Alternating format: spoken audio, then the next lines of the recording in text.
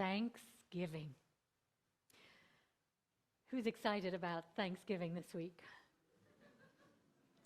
What a wonderful opportunity to give thanks for our beautiful planet and the many gifts in our lives. And I want to say what a gift it is that Grenda and Claudia created this incredible altar for us.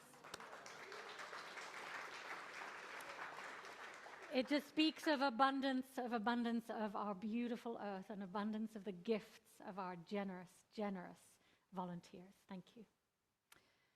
As we feast with our families and friends this week, we can be grateful. Our planet provides us with everything we need to survive and thrive. Air, water, food, shelter, and beauty. So much beauty. We're nourished and supported by our earth.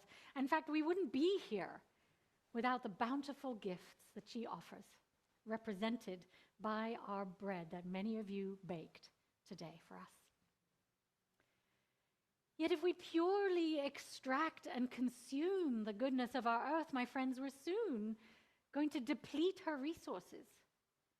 Unconscious, extractive consumerism is leading us towards climate catastrophe.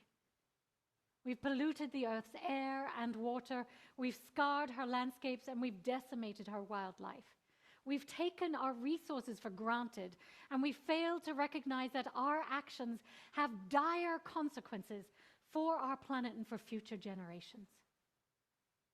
So in the face of this, it seems vital to me to listen to ancient wisdom, particularly that of the indigenous people, so that we can learn to live in harmony with the earth. Indigenous people have existed for millennia as partners with the land, living with respect for our resources, knowing we need to give back to our earth for her to survive. They understand that we're not separate from nature or above it, but we are a part of nature. They know we must live in balance with the earth, respecting her rhythms and resources for all to survive. As wise Native American elder and botanist Robin Wall Kimmerer shares in her stunning book, Braiding Sweetgrass, which we have a study group at Chalice right now. She says, the land is not a commodity to be exploited. It is a living community with which we must interact in a spirit of respect and mutuality. My friends, the abundance of our earth is a call for reciprocity, for wise stewardship of these resources. So I invite us to honor the legacy of Indigenous wisdom this Thanksgiving, or this National Day of Mourning, as many Native Americans and others view it, by following their example. During this Native American Heritage Month, we're profoundly grateful for the lessons Native Americans teach us about how to care for and give back to our earth. Through their deep respect for all living things and the understanding that we're all interconnected, they've developed many sustainable practices that can teach us how to live in a more thoughtful relationship with nature. Native Americans remind us that the land is a living organism that deserves to be treated with reverence. They don't take more from the land than they need, and they always give back in some way. And they've developed sustainable practices for hunting, for fishing and gathering, and have a deep knowledge of medicinal plants. So, this Thanksgiving, I particularly want to lift up Robin Wall Kimmerer's wisdom about how to be generous to our earth. In her essay, The Gift of Strawberries, in her book, Braiding Sweetgrass, Kimmerer touchingly illustrates the concept of reciprocity and the preciousness of gifts offered by nature. She recounts her childhood experiences of picking wild strawberries in the fields behind her home, sharing the joy and wonder of these small, sweet fruits. Kimmerer describes the magic of a gift economy by discussing how these wild strawberries are simply gifts scattered at your feet. These berries aren't earned or deserved, she reminds us, but they're freely given to us by nature.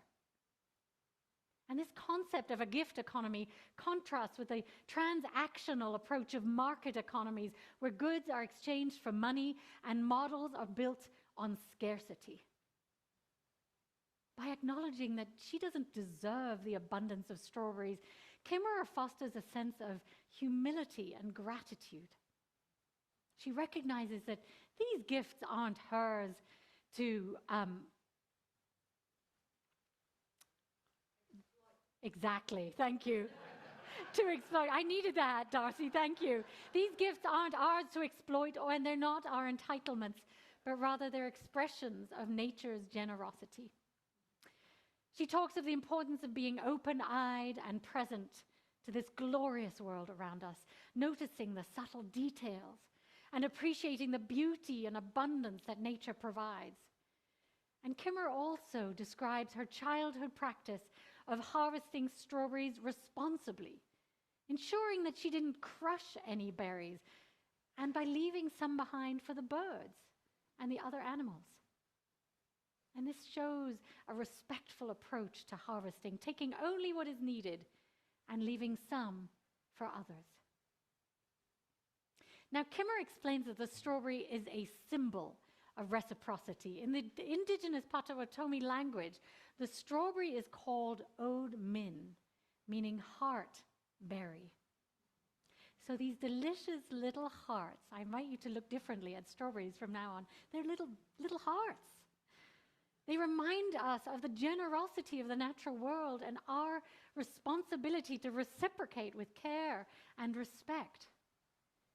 And by embracing reciprocity, by being generous back to our earth, we can cultivate a more harmonious relationship with our environment, ensuring that future generations, those beautiful children we saw playing there, they can continue to enjoy the gifts that nature provides so freely.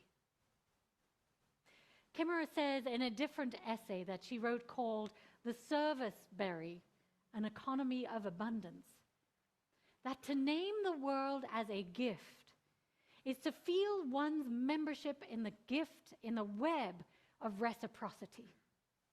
It makes you happy, and it makes you accountable. Conceiving of something as a gift changes your relationship to it in a profound way, even though the physical makeup of the thing hasn't changed. A woolly knit hat that you purchase at the store will keep you warm regardless of its origin. But if it was hand knit by your favorite auntie or grandmother, then you're in relationship with that thing in a very different way. You're responsible for it. And your gratitude is a motivating force in the world. You're likely to take much better care of that gift hat than the commodity hat, because it is knit of relationships, and love is knit into the very fiber. This is the power of gift thinking. And I imagine if we acknowledge that everything we consume is the gift of Mother Earth, we would take better care of what we're given. Mistreating a gift has emotional and ethical gravity as well as ecological resonance, she warns. So, my friends, what can we do to honor this gift that we are given and give back to our earth? Well, Darcy gave us a great example earlier. But I suggest that we respect the land by being mindful of our impact on the environment, living more simply, as our choir sang, and always striving to minimize our footprint. We must remember that we're a part of the earth, not above it or separate from it. We, every single one of us, are nature. We are a different form of animal on this planet. What we do to nature, we do to ourselves. Secondly, we need to listen to and learn from the land by studying the natural world and developing our own sustainable practices. Sustainable living means meeting our needs without compromising the ability of future generations to meet their needs. There are many things we can do to live more sustainably, such as reducing our consumption, recycling, composting, and using renewable energy sources. Thirdly, we can strive to live in balance with all things, all living things, by never taking more from the environment than we need and always working to give back. We can help regenerate soil, rainforests, coral reefs, and bodies of water and trees. And we can educate ourselves and others by reading books and articles, watching documentaries, videos, and taking classes.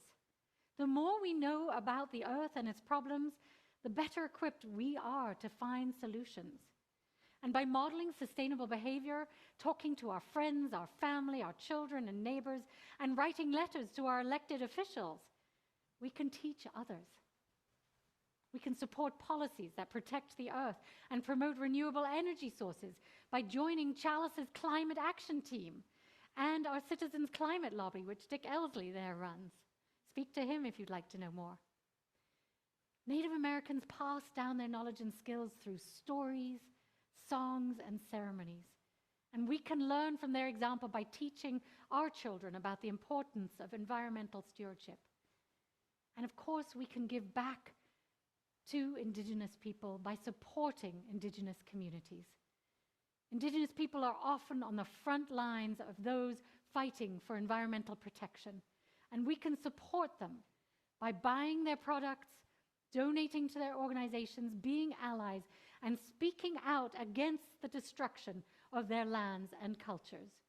So I invite you to get active with our local Chumash people. So this Thanksgiving, my friends, I invite us to give gratitude for our earth by finding some way to give back. Discuss your commitments to our earth over your Thanksgiving dinner, brainstorm together, or indeed at our bread feast after the service today.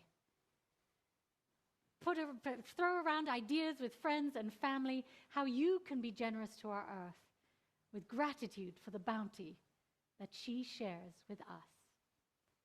So, my friends, may we protect this beautiful blue boat home that is a part of us, and may our gratitude lead us to be generous back to our earth. May it be so.